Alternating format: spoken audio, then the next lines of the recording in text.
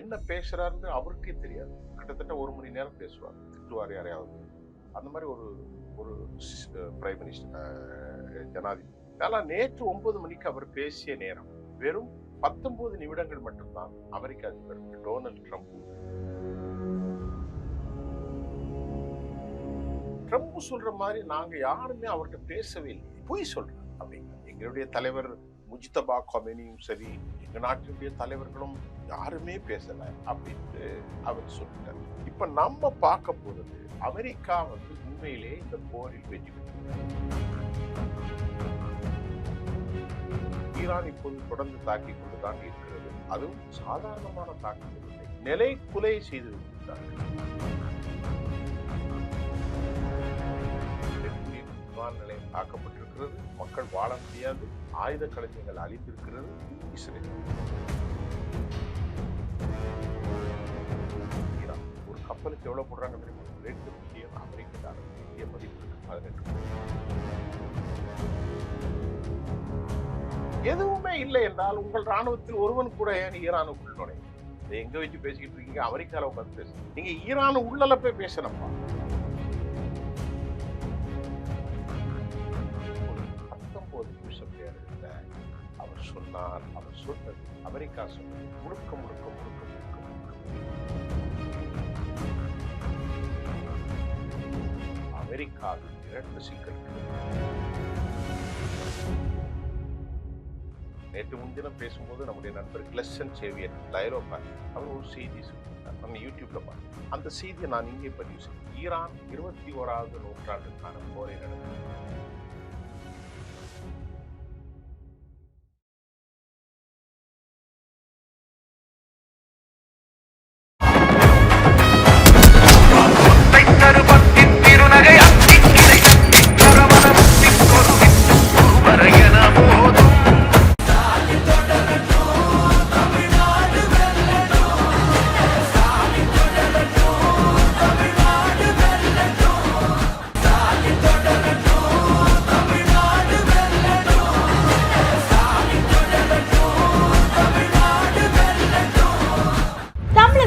பல எம்பி எம்எல்ஏக்களின் வெற்றிக்கு வித்திட்ட கிங் 360 தேர்தல் வியூக சாப்ட்வேர் 2026 புதிய வாக்காளர்களின் அப்டேட் விவரங்களுடன் உங்கள் தொகுதியில் உங்கள் வெற்றிக்கு வித்திடுகிறது.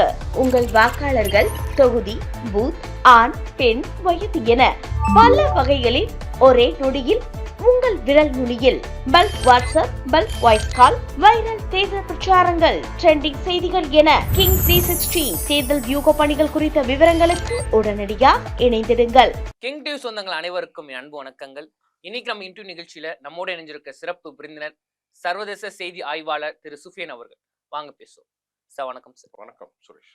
ஈரான் இஸ்ரேல் அமெரிக்கா போர், இந்த போரை பத்தி உலக நாடுகள் எல்லாமே பேசாம இருந்த நாளே கிடையாது சார். ஆனா இப்போ அந்த போரை பத்தி ட்ரம்ப் அவர்கள் வாயை திறந்திருக்காரு. அவர் சொன்ன விஷயங்கள் சில பேரை ஏற்றுக்க முடியல, சில பேர் அது நகைக்கிறாங்க. என்ன பேசியிருக்காங்க சார்? ட்ரம்ப் வாயை திறக்கிறாரு, எப்பவும் வாயை திறந்துகிட்டே தான் இருக்காரு, துறக்காம இருக்கிறது இல்லை. அவருக்கு ஆக்சுவலி அவரை பத்தி பேசுறதுக்கு முன்னாடி நேற்று அமெரிக்கா காணொலிகள்ல உலகம் எல்லாம் அவர் என்ன சொல்ல போகிறார், நேற்று ஒரு முக்கியமான செய்தியை சொல்ல போவதாக அறிவிப்பு செய்தார்கள்.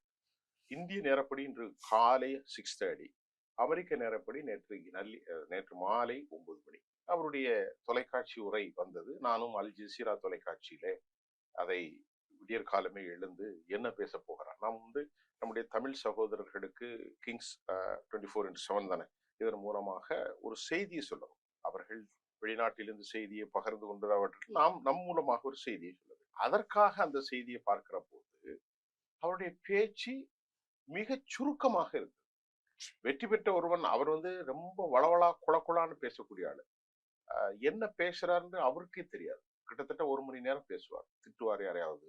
அந்த மாதிரி ஒரு பிரைம் மினிஸ்டர் ஜனாதிபதி. ஆனால் நேற்று 9 மணிக்கு அவர் பேசிய நேரம் வெறும் 19 நிமிடங்கள் மட்டும்தான். அமெரிக்க அதிபர் டொனால்ட் ட்ரம்ப் இந்த போரின் நடவடிக்கையை குறித்தும், போர் நிறைவு பெறுகிறதா, போரின் எவ்வளவு காலம் இருக்கும், போரில் தாங்கள் வெற்றி பெற்றோமா என்பதையெல்லாம் அவர் சொன்னார். அவருடைய பேச்சை நான் அப்படி சொன்னாதான் உங்களுக்கு கரெக்டா இருக்கும்.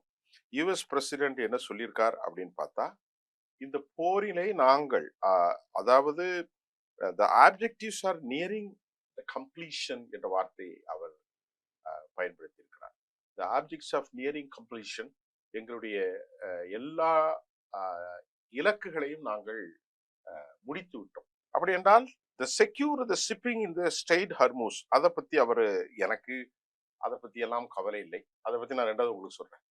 மூன்றாவது, நேற்று அவருடைய பேச்சில் பேசி கொண்டிருக்கிற போதே பெரண்ட் என்ன சொல்றது, இன்டர்நேஷனல் க்ரூட் ஆயில் வந்து 105 ரூபாயாக பேரல் உயர்ந்திருக்கிற செய்தியும் பிபிசி என்று நமக்கு சொல்லி காட்டுது. அது மட்டும் இல்லாம அவர் என்ன சொல்றாருதா, த கண்ட்ரி ஹேஸ் ஆஸ்க்டு, அவர் என்ன சொல்றாரு, ஈரான் என்ன சொல்லியிருக்கிறார், ட்ரம்ப் வந்து நாங்க வந்து இப்ப இதெல்லாம் இப்போ வந்த செய்தி, இப்போ காலையில வந்த செய்தி. ஈரான் என்ன சொல்லுதுன்னா, ஈரானுடைய பேச்சாளர் ஃபாரின் மினிஸ்டர் சொல்றாருன்னா, ட்ரம்ப் சொல்ற மாதிரி நாங்க யாருமே அவர்கிட்ட பேசவே இல்லை, பொய் சொல்றாரு அப்படிங்கிறார். எங்களுடைய தலைவர் முஜ்தபா கொமேனியும் சரி, எங்க நாட்டினுடைய தலைவர்களும் யாருமே பேசல அப்படின்ட்டு அவர் சொல்லிட்டார். இப்ப நம்ம பார்க்க போறது, அமெரிக்கா வந்து உண்மையிலே இந்த போரில் வெற்றி பெற்று விட்டது. அது முக்கியமான கேள்வி இருக்கும். அமெரிக்கா போருக்கு போக முன்னாடி என்ன சொன்னாங்க, நீங்களே தெரியும். நாங்கள் ஒன்றும் இல்லாமல் ஆக்கிவிட்டோம் ஈரானை. Point number 1. ஒன்றும் இல்லாமல் அவர்கள் ஆக்கி இருக்கிறார்களா இல்லையா? ஈரான் இப்போது தொடர்ந்து தாக்கி கொண்டுதான் இருக்கிறது. அதுவும் சாதாரணமான தாக்குதல் இல்லை, நிலை குலை செய்து வைத்து விட்டார்கள். கரெக்டா சொல்லி வச்சு அடிக்கிறாங்க. அமெரிக்காவுடைய 13 தளங்களும் நாசமாகி இருக்கிறது. இஸ்ரேலுடைய Tel Aviv, Ashkelon, Haifa, Kiryat Shmona, West Bank எல்லாமே, அதாவது எல்லாமே ஜெருசலேம் வரையும் அடிக்கப்பட்டிருக்கிறது. இஸ்ரேலுடைய ஆலைகள் பற்றியது, ரசாயன ஆலைகள் பற்றியது. இஸ்ரேலுடைய வந்து அக்ரிகல்ச்சர் யூனிட், ஃபெர்டிலைசர், பெஸ்டிசைடு பற்றியறிகிறது. மக்கள் ஓடுகிறார்கள். பென்குரியன் விமான நிலையம் தாக்கப்பட்டிருக்கிறது. மக்கள் வாழ முடியாது. ஆயுத களஞ்சியங்கள் அழிந்திருக்கிறது. இது இஸ்ரேல். மூன்றாவது, அமெரிக்காவுடைய பெரிய கப்பல்கள் என்ன? யுஎஸ்எஸ் ஆப்ரஹாம் வந்தது, யுஎஸ்எஸ் ஜெரிஃபோர்ட் வந்தது. இது தவிர 11 கப்பல்கள். இந்த கப்பல்களை இப்பொழுது எங்கே? ஏன் கப்பலை அமெரிக்காவுக்கு திருப்பி விட்டார்கள், அல்லது பெர்ஷியன் வளைகுடாவிலிருந்து எங்கே கொண்டு நிறுத்தியிருக்கிறார்கள்? இது மூன்றாவது. நல்ல கவனி. நான்காவது, ஹெர்மூஸ் வளைகுடாவிலே நாங்கள் மீண்டும் கப்பலை ஓட்ட போகிறோம். உலக நாடுகள் அனைவருக்கும் அமெரிக்க அதிபர் அழைப்பு கொடுத்தார். உண்மையிலேயே ஹெர்மூஸ் வளைகுடாவில் இன்னைக்கு பில் போட்டுட்டு இருக்காங்க. யாரு? ஈரான். ஒரு கப்பலுக்கு எவ்வளவு போடுறாங்க தெரியுமா? 2 மில்லியன் அமெரிக்க டாலர், இந்திய மதிப்பிற்கு 18 கோடி. அதை ஏன் உங்களால் தடுக்க முடியும்? இது மூன்றாவது கேள்வி. நான்காவது கேள்வி, 5000 படைகளை கொண்டு இறக்க போகணும். எலைட் சாப்பர் விமானங்கள் கர்கு தீவுகள்ல இறங்க போகிறது, அபு மூசாவில் இறங்க போகிறது, கஷிம் தீவுகள்ல இறங்க போகிறது. இறங்கி துவம்சம் செய்ய போறோம். 3 விஷயம், அவங்க 4 விஷயம் இப்ப சொன்னாங்க. ஒன்று, ஆட்சி மாற்றம். ஆட்சி மாற்றம் கொண்டு வர முடிந்ததா? முடியல. இது வரைக்கும் இல்லை. ஆனா அமெரிக்கால ஆட்சி மாற்றம் வர அளவுக்கு மக்கள் அவங்க உள்ள செஞ்சுட்டு இருக்காங்க. அங்க 1 கோடி பேர் ஆட்சி மாற்றம் தேவைங்கிறார்.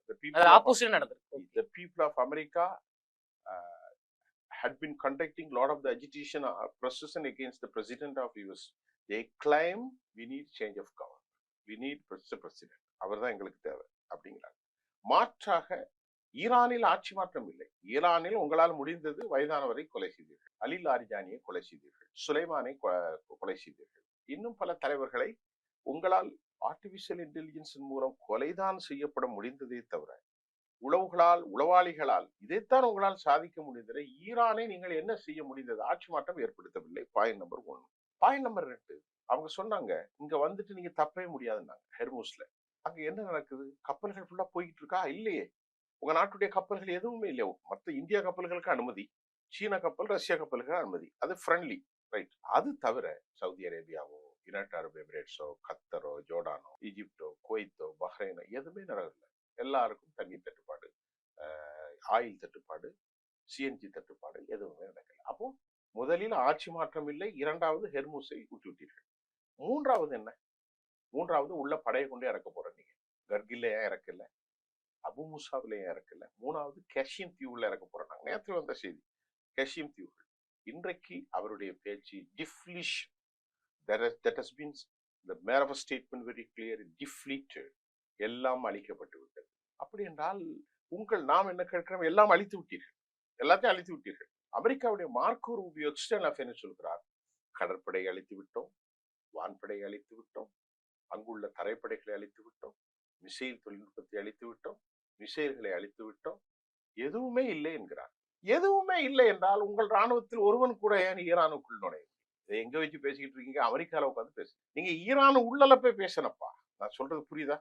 நீங்கள் ஈரானுக்கு உள்ள போய் எதுவுமே இல்லை, கடற்படை அழிச்சிட்டோம், தலைவர்களை கொன்னுட்டோம், கப்பல் படைகளை ஒண்ணு இல்லாமல் ஆக்கிட்டோம், விமானப்படைகளை அழிச்சிட்டோம், ஏவுகணை தளங்களையும் அழித்து விட்டோம். யார் சொல்றா? நேற்று ராத்திரி மிஸ்டர் பிரசிடென்ட்டுக்கு ஸ்டேட்மெண்ட்டுக்கு அப்புறம் அமெரிக்காவுடைய வெளிவிவகாரத்துறை அமைச்சர் மார்க்கோ ரூபியோ சொல்கிறார், எல்லாவற்றையும் அழித்தாச்சு.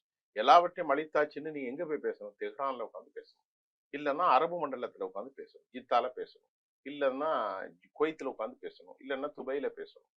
நீ எங்க உட்காந்து பேசுறீங்க? அமெரிக்காவில் உட்காந்து பேசுறீங்க. இப்பொழுது 19 நிமிஷ பேரில் அவர் சொன்னது அமெரிக்கா சொன்னது முழுக்க முழுக்க முழுக்க முழுக்க முழுக்க பொய். நான் சொல்றதுல தெரிஞ்சது. இரண்டாவது, அமெரிக்கா இந்த போரை கைவிட போகிறது. அதற்கு முன்பு சும்மா கைவிட்டா நல்லா இருக்காது இல்லையா? அதனால சொன்னாங்க 2 வாரத்துக்கு அடின்னு அடிக்க போறோம்.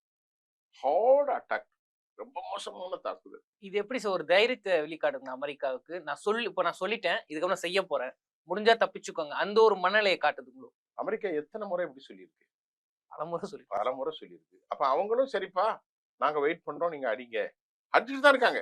இப்ப அடுத்த கேள்வி என்னன்னா, ஈரானில் சேதாரம் இல்லை, ஈரான்ல பெரிய சேதாரம் வந்து, ஈரான்ல மக்கள் நிறைய பேர் கொல்லப்பட்டிருக்கிறார்கள், 20,000க்கும் மேற்பட்ட மக்கள் ஊனமுற்றிருக்கிறார்கள், 600க்கும் மேற்பட்ட பாடசாலைகள், ஸ்கூல் ஜோன் கம்ப்ளீட்டா டெஸ்ட்ராய்டு, நூற்றுக்கணக்கான the people sick, the people evacuated, the forcibly evacuated from the medical centers எல்லாம் அளிக்கப்பட்டிருக்கிறது.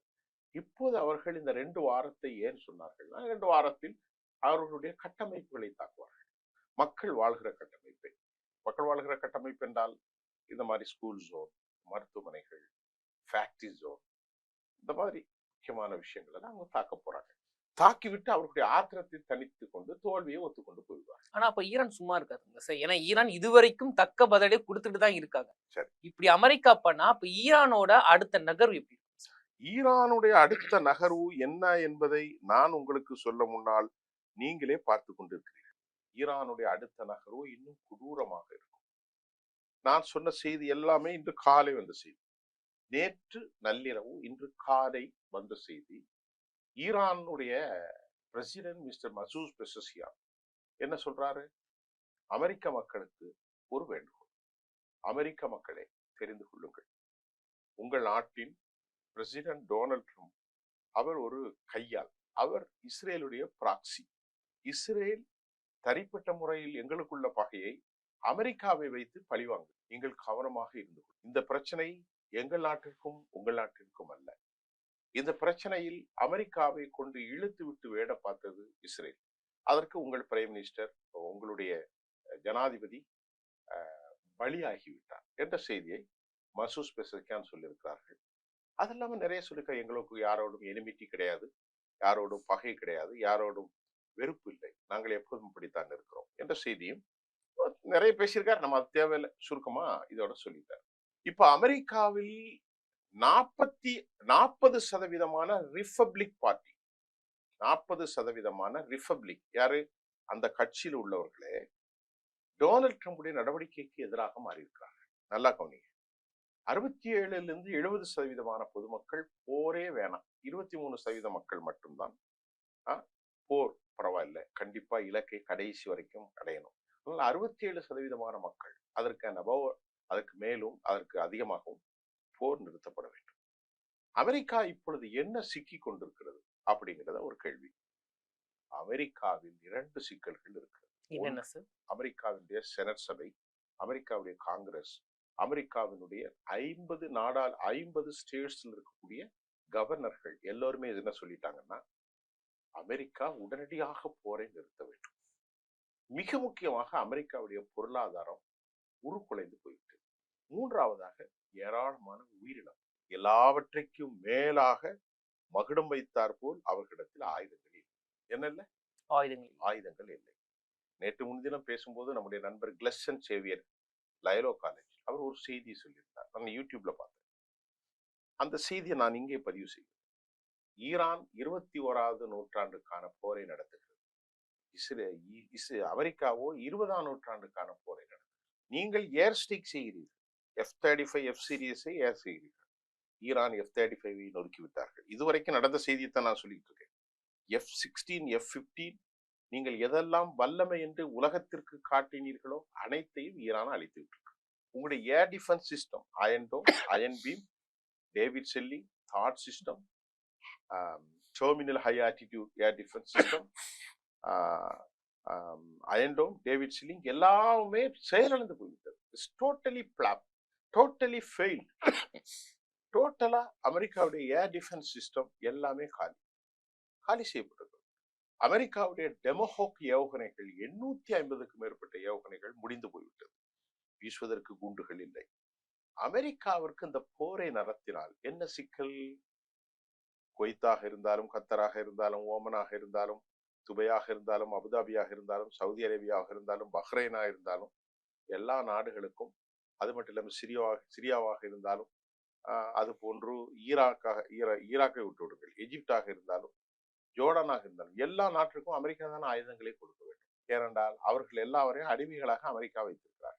அடுத்து இஸ்ரேலுக்கு ஆயுதங்களை அமெரிக்கா தான் கொடுக்க வேண்டும்.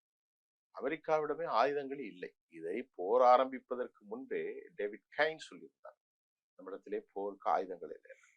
இப்போது நமக்கு நேற்று தகவல் டென்மார்க்கிலிருந்து ரொம்ப அழகா சொன்னாங்க. ஒரு முக்கியமான கட்டுரை. அமெரிக்க அதிபருக்கு எதுவுமே தெரியாது. அவர் ஒரு பெரிய கல்வியாளரோ, ஆங்கிலம் பேசுவனெல்லாம் கல்வியாளர் நினைக்கிறேன். அவருக்கு அதிகமான ஒரு சிந்திக்கிற நாலேஜ் கிடையாது. யாராவது எதை சொன்னா செய்வாரே தவிர அவருக்கு புத்தி கிடையாது. புத்தி என்றால் உணரக்கூடிய புத்தியோ ஒரு நாலேஜோ இல்லை அப்படிங்கிற செய்தி சொல்றாங்க. அதனாலதான் அவரை தூண்டி விட்டு இந்த வேலையெல்லாம் நீ செய்தா அப்படின்னு சொல்லி, நம்ம ஊர்ல சொல்லுவோம், உற்சாகம் ஏற்றி விட்டால் சிலவர் உயரத்துக்கு போய்விடுவார்கள். அப்படி ஒரு நிலைக்கு அமெரிக்க அதிபர் மாறிய காரணத்தினால் அவரை தூண்டி விட்டு சாவி கொடுத்ததில் ஒரு 4 பேருக்கு பெரும் பங்கு உண்டு. அந்த 4 பேர்ல முதலில் இஸ்ரேலுடைய பிரதமர் பெஞ்சமின் நெத்தானியாகு, இரண்டாவது அமெரிக்காவில் டிஃபென்ஸ் செக்ரட்டரி பீட் ஹெர்ட்ஸ், அமெரிக்காவினுடைய வெளிவிவகாரத்துறை அமைச்சர் மார்க்கோ ரூபியோ, அதே போன்று இஸ்ரேலில் அமெரிக்காவுடைய அம்பாசிடர், அவருடைய பெயர் மைக் ஹுக்குபி, அப்புறம் இன்னொரு எம்பி அவர் பேர் கிரஹாம். இப்படி ஒரு 5-6 பேர் அவரை தூபம் போட்டு, ஆனா நம்ம உள்ள இறங்கினா ஜெயிச்சிடலான்னு அப்படின்ட்டு உரு ஏத்தி அவரை ஒன்றும் தெரியாத மனிதனை கொண்டு மாட்ட வைத்து, இப்போது அவருக்கு சொல்லப்பட்டது இதெல்லாம் தோல்விதான், அவர்களை எதிர்க்க முடியாது. அமெரிக்க அதிபர் என்ன சொல்றார்? 2 வாரத்துல நாங்க இது நேற்று காலையிலேயே சொல்லிட்டாரு. நேற்று முந்தானமே வந்துச்சு, நேற்று காலையில வந்துச்சு, நேற்று ராத்திரி கன்ஃபார்ம் பண்றாரு. நாங்கள் இந்த மிருகங்கள் இடத்துல இருந்து தப்புதான் எங்களுக்கு நல்லது, எங்களுக்கு நிம்மதி எனக்கு இல்லப்பா, 24 மணி நேரம் நிம்மதி இல்லை. என்ன பிரச்சனை என்றால் ஈரான் உயிர் கொடுப்பதற்கு தயாராக இருக்கிறார். சரி, இன்னொரு விஷயம் நீங்க ஈரானை பத்தி சொன்னீங்க, ஸ்டார்டிங் ஒரு விஷயமும் சொன்னீங்க, ஏஐ தொழில்நுட்பம் மூலமா அமெரிக்காவால சில வயசானவங்களை மட்டும் தான் கொல்ல முடிஞ்சது அப்படின்னு. இப்ப ஈரான் ஒரு ஸ்டேட்மெண்ட் கொடுத்திருக்காங்க. என்னன்னா, இதுக்கப்புறம் நாங்க அமெரிக்காவை சார்ந்த 18 தொழில்நுட்ப ஐடி நிறுவனங்கள் மேல குறி வச்சிருக்கோம். இப்ப கூட சமீபத்துல பக்ரைன்ல இருக்க அமேசான் கண்டெய்னர் மேல தாக்குதல் பண்ணிருக்காங்க. இது எப்படி செய்ய இப்ப திடீர்னு தொழில்நுட்ப நிறுவனத்து மேல அவங்க டார்கெட் போகுது? அதாவது அமெரிக்கா அந்த போரை நிறுத்தியதற்கு காரணம், அது ரொம்ப முக்கியமான காரணம். சரி, நீங்க சொன்ன இந்த 18 கம்பெனிகள்ல சிஸ்கோ ரொம்ப முக்கியமான ஒரு கம்பெனி, ஹெச்பி, அப்புறமா ரொம்ப முக்கியமாக ஆரக்கிள், மைக்ரோசாஃப்ட், ஆப்பிள், அதே போன்று கூகுள் ரொம்ப முக்கியம், அதே போன்று மெட்டா, அமெரிக்காவினுடைய கம்பெனிகள் மெட்டா, அதே மாதிரி ஐபிஎம், அதே மாதிரி டெல் கம்பெனி, அதே மாதிரி பிளாந்தர், அதே மாதிரி என்விடியா ரொம்ப முக்கியமான கம்பெனி. நீங்கள் கேட்டது டெஸ்லா ரொம்ப முக்கியம், போயிங், இப்படி ஒரு 18 கம்பெனி நான் சொன்னதே இருக்கும், ஒரு 12-13 கம்பெனி, இன்க்ளூடிங் நிறைய கம்பெனிஸ். இந்த கம்பெனிகளை நாங்கள் நாசம் செய்ய போகிறோம். மத்திய தரைக்கடல்ல எங்கெல்லாம் இருக்கோ இதுல அவர் சொல்லியிருக்கிறாங்க, எங்களுடைய தலைவர்களை கொலை செய்வதற்கு ஏஐ மூலம் அதை நுணுக்கமாக அறிந்து கொள்வதற்கு, அதாவது உளவு அமைப்புகள் சொன்னதின் மாத்திரத்தில் இந்த கம்பெனிகள் உதவி செய்கிறது. இவர்களை நான் நாசம். இதோடைய $1 பில்லியன் எவ்வளவுனா பல $1 ட்ரில்லியன் முதலீடு. ஆனால் அமெரிக்கா இதையெல்லாம் தெரிஞ்சால் அமெரிக்க எக்கனாமி இப்போ வந்து ரொம்ப மோசமா இருக்கு. அவருடைய மொத்த கடன் 3,32,200 கோடி. அதனால அமெரிக்கா இப்பொழுது பயந்து போய்விட்டார். மறுபடியும் நம்முடைய ஆட்கள் நிறைய பேர் பிணமாக போய் கொண்டிருக்கிறார்கள். நேற்று முன்தினம் கூட யுனைடெட் அரபு எமிரேட்ஸ்ல ஒரே தாக்குதல்ல 250 பேர் கொல்லப்பட்டு விட்டார்கள் ஒரே ஹப்புல. அந்த அளவிற்கு துல்லியமாக டேட்டா சயின்ஸின் மூலம் சேட்டலைட் பிக்சரின் மூலம் தகவல்களை துல்லியமாக வழங்கி கொண்டிருக்கிறது ரஷ்யா. அந்த போரில் மறைமுகமாக சீனாவும் இறங்கிவிட்டார்கள். அது இல்லாம ரொம்ப பயம் என்னன்னா, நேற்று பாத்தீங்கன்னா அவர்களை அமெரிக்கா ஈரான் மட்டுமல்ல, நேற்றைக்கு ஒரு இஸ்லாமிய நாடாக இருக்கக்கூடிய மிக முக்கியமான ஒரு நாடு என்ன சொல்லி இருக்கிறேன்னு சொன்னா, நாங்கள் போரை உங்களோடு சேர்ந்து இணைய போகிறோம். ஏற்கனவே அவரோடு இருக்கக்கூடிய ஏராளமான ஹவுதிகள் இருக்கிறார்கள், ஹமாஸ் இருக்கிறது, ஹிஸ்புல்லாஹ் இருக்கிறார்கள், ஷியாட்டி ஹிஸ்புல்லா இருக்கிறார்கள், ஹத்தாபி ஹிஸ்புல்லா இருக்கிறார்கள், IRGC இருக்கின்றது, பஸ்ஸி படைகள் இருக்கிறது, துணை ராணுவ படைகள் இருக்கிறது, ஈராக்கில் இருக்கிற சுதேசி குரூப்ஸ் இருக்கிறது, சிரியாவில் இருக்கக்கூடிய படைகள் இருக்கிறது, செச்சன்யாவில் இருக்கக்கூடிய மற்றொரு ராணுவம் ஈரானோடு ஜிஹாதிய போர் செய்வதற்கு வந்துவிட்டார்கள். அப்படி என்றால் அமெரிக்கா தாக்கு பிடிக்க முடியாது. அதுதான் இந்த போரிலே உலக வல்லுநர்கள் சொல்கிறார்கள், மேலிருந்து குண்டு போடுவது வெற்றி அல்ல, விமானங்களின் மூலம் குண்டு போடுவது வெற்றி அல்ல, மாறாக ஒரு தேசத்துக்குள் சென்று கைப்பற்றுவதுதான் வெற்றி. அமெரிக்கா முழுமையான தோல்வியை சந்தித்திருப்பதும் இந்த போரை அவர்கள் நிறுத்துவதற்கு அவருடைய நீங்க சொன்ன அந்த 18 கம்பெனிகளும் அளிக்கப்பட்டால் அமெரிக்கா எல்லாவற்றையும் இழந்துவிடும். பயங்கர அபாயம் இருப்பதால் இந்த மிருகத்தோடு நாங்கள் போரிட தயாராக இல்லை. இந்த ஒரு காட்டு என்ன சொல்றது, கடந்த காலம், கற்காலம் என்ற பெயரை சொல்லியிருக்காரு. அதாவது நாகரிகம் இல்லாதவர்களோடு இவர் என்னமோ பெருசா நாகரிகமா இருக்க மாதிரி. எனக்கு நிம்மதி இல்லை, இந்த போரிலிருந்து வந்தால்தான் நிம்மதி என்பதையும் சொல்லிவிட்டு இதோடு போரை நிறுத்துகிறேன் என்றால் கொஞ்சம் அசிங்கமாக இருக்கும். ஆகவே ஒரு 2 வாரம் கொஞ்சம் அடிப்போம். 2 வாரம் அடிப்பார்கள், அவர்கள் திருப்பி அடிக்க ஆரம்பித்தோடு அடிப்பை நிறுத்திவிடுவார்கள். ஆனால் கீழே விழுந்து மீசையில் முன்னோட்டாத கதையாக அமெரிக்கா தப்பி ஓடி இருக்கிறது என்பதுதான். நன்றி சார். இது வரைக்கும் ஈரான் இஸ்ரேல் அமெரிக்கா போரை பத்தியும் முக்கியமா ட்ரம்ப் அவர்கள் கொடுத்த ஸ்டேட்மெண்ட்டை பத்தி நிறைய விஷயங்களை பகிர்ந்துக்கிட்டீங்க. நன்றி.